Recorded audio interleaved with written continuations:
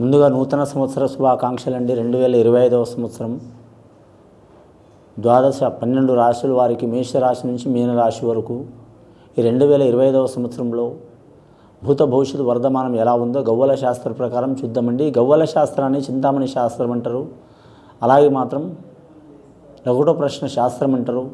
ఈ 9 గవ్వలు 3 సార్లు వేసి ముందుగా మేషరాశి వారి జాతక బలం ఎలా ఉందో 2025వ సంవత్సరం పూర్తి యోగ బలం జనవరి నుంచి డిసెంబర్ వరకు చూద్దామండి.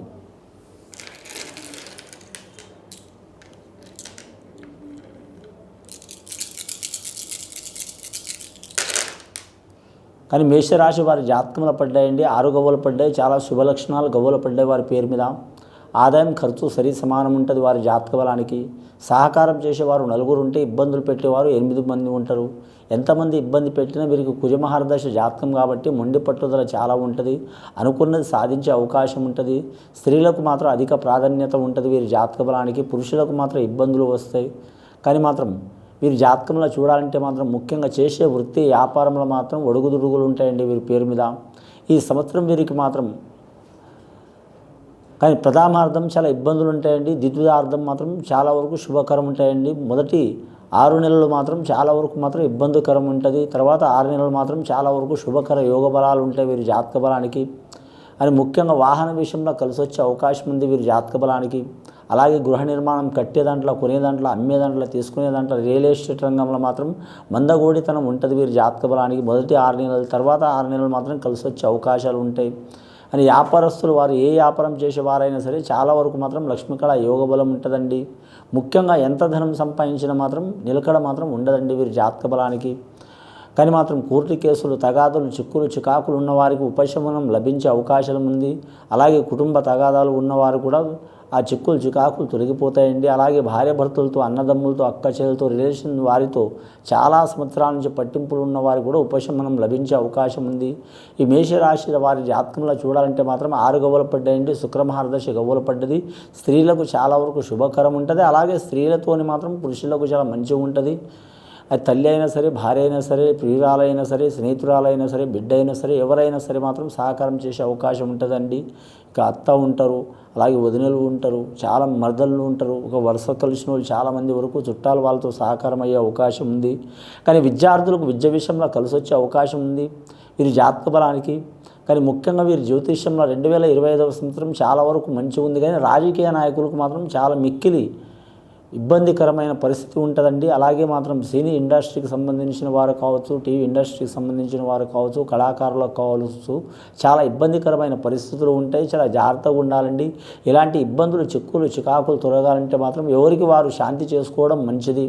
కానీ మాత్రం గణపతి హోమం కానీ, నరసింహస్వామి హోమం కానీ, అలాగే సుదర్శన హోమం కానీ, అలాగే మాత్రం ఈశ్వర అనుగ్రహం కోసం వీరి జాతకంలో మాత్రం రుద్రాభిషేకం చేపించుకోవడం కానీ అమ్మవారికి కుంకుమార్చన పూజ చేపించుకోవడం కానీ చాలా వరకు మంచిది. అలాగే మాత్రం విఘ్నేశ్వరి ఆరాధన, ఆంజనేయ స్వామి పూజ చేయటం, కులదేవతని ఆరాధన చేయటం, అన్నదానం, గోదానం, భూదానం, సువర్ణదానం, వస్త్రదానం ఏదైనా చేయటం చాలా వరకు మంచిది వీరి పేరు మీద. అలాగే వీరి పేరు మీద చూడాలంటే నమ్మిన వారు ఇబ్బందులు పెట్టే అవకాశం ఉంది కాబట్టి చాలా జాగ్రత్తగా ఉండాలండి. రెండవసారి గవ్వలేసి చూద్దామండి మేషరాశి వారి పేరు మీద.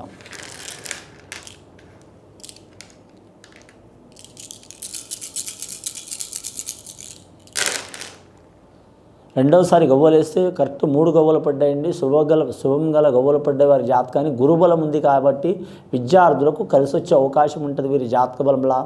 జనవరి, ఫిబ్రవరి నెల ఇబ్బందికరం ఉంటుంది. మార్చి నెల మాత్రం కరెక్ట్ ఎగ్జామ్స్లో మాత్రం చాలా వరకు కలిసి వచ్చే అవకాశాలు ఉన్నాయండి మేషరాశి వారి జాతకానికి.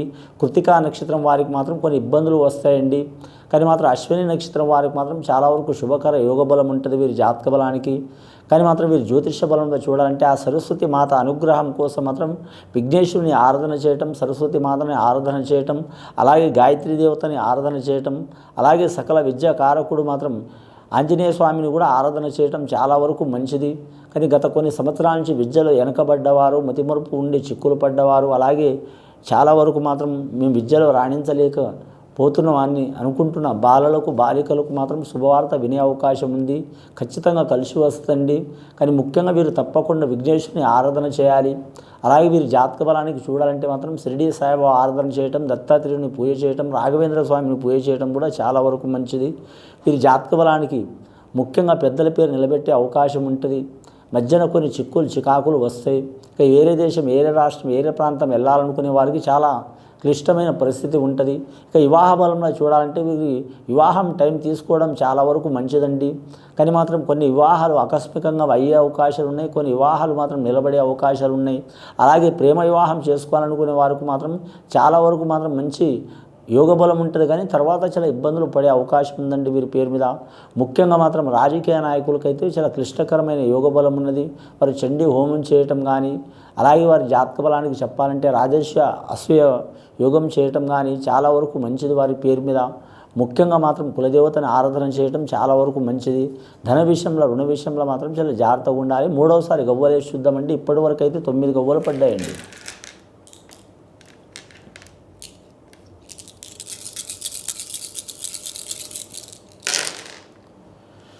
మూడవసారి గవ్వలేస్తే వారి పేరు మీద పడ్డాయండి. 7 గవ్వలు పడ్డాయి, సప్తపద గవ్వలు పడ్డాయి వారి పేరు మీద. కానీ 7వ సంఖ్య వీరికి చాలా వరకు మంచిదండి. కేతు మహారదశ. కానీ మాత్రం మీరు జాతకంలో చూడాలంటే మాత్రం అశ్విని నక్షత్రం జాతకులకు కలిసి వచ్చే అవకాశాలు ఉన్నాయండి. కానీ మాత్రం సూర్యుని రథాయోగ బలం కలిసి వస్తుంది. అలాగే ఆధ్యాత్మిక పరంగా కలిసి వస్తుంది. అలాగే మాత్రం సైన్స్ రంగంలో ఉన్నవారికి కూడా కలిసి వస్తుంది.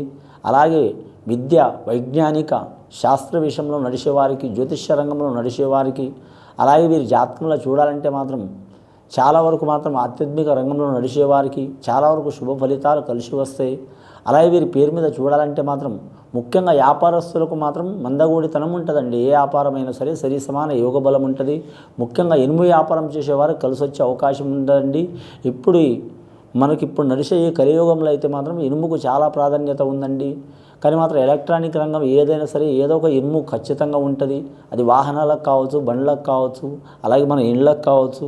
ఏదైనా మనం ఇనుము వాడంది ఏది చేయలేమండి. అంటే ఇనుము వ్యాపారంలో ఏదైనా సరే కలిసి వచ్చే అవకాశాలు ఉంటాయి. ముఖ్యంగా మాత్రం శనేశ్వరుని ఆరాధన చేయటం చాలా వరకు మంచిది. అన్నదానం, గోదానం, భూదానం, సువర్ణదానం చేయొచ్చు. లేదా మాత్రం వీరి జాతక బలంలో చూడాలంటే మాత్రం అంశబలం మంచిది వీరి పేరు మీద. కానీ మాత్రం కాలభైరవుడిని పూజ చేయటం కూడా చాలా వరకు మంచిదండి. కాలభైరవుడిని పూజ చేస్తే శనికి శాంతి అవుతుంది. చాలా వరకు శుభకర యోగ బలం ఉంటుంది. అలాగే శనిసింగణాపురంలో పోయి శనీశ్వరుని పూజ చేయటం కూడా చాలా వరకు మంచిది. ముఖ్యంగా వీరి జాతకంలో చూడాలంటే గవర్నమెంట్ ఉద్యోగస్తులకు మాత్రం చాలా వరకు మాత్రం ఇబ్బందికరమైన పరిస్థితి ఉంటుందండి. ప్రైవేటు ఉద్యోగస్తులకు అయితే మాత్రం సరి సమాన యోగ బలం ఉంటుందండి.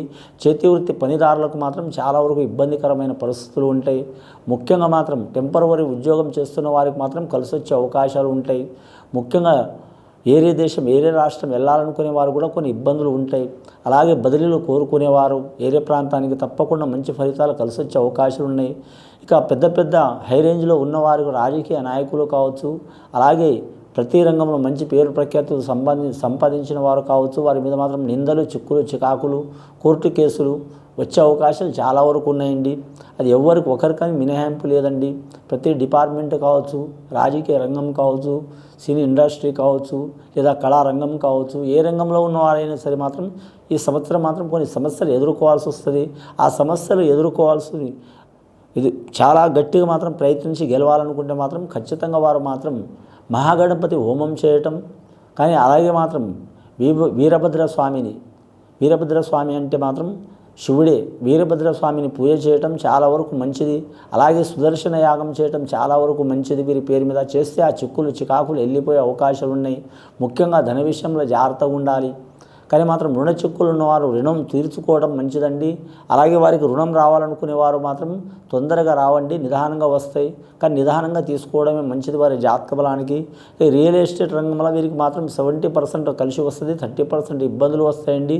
అలాగే మాత్రం జూన్ నెల వరకు ఇబ్బందులు తప్పవండి. జూలై తర్వాత కలిసి వచ్చే అవకాశాలు ఉంటాయి. ముఖ్యంగా వీరి జాతక బలంలో చూడాలంటే మాత్రం వాహన విషయంలో జాగ్రత్తగా ఉండాలి. దూరదేశం ప్రయాణం చేసేవారు కానీ కావచ్చు, దగ్గర దేశం ప్రయాణం చేసేవారు కావచ్చు, లేదా మన పరిసరాల్లోనే ప్రయాణం చేసేవారు కావచ్చు. 2 చక్రాల నుంచి పడితే ఎన్ని చక్రాల వాహనం ఉన్నవారు కూడా మాత్రం చాలా వరకు జాగ్రత్త తీసుకోవడం మంచిది. జల విషయంలో కూడా జాగ్రత్తగా ఉండాలి. కరెంటు విషయంలో కూడా జాగ్రత్తగా ఉండాలి. అలాగే వీరి జాతకంలో ప్రేమ విషయంలో కూడా ఇబ్బందులు వచ్చే అవకాశాలు ఉన్నాయి. కానీ కుటుంబ తగాదాలు చిక్కులు చికాకులు తప్ప వీరి జాతక బలానికి అంశబలం భారీ ఉంటుంది వీరి పేరు మీద.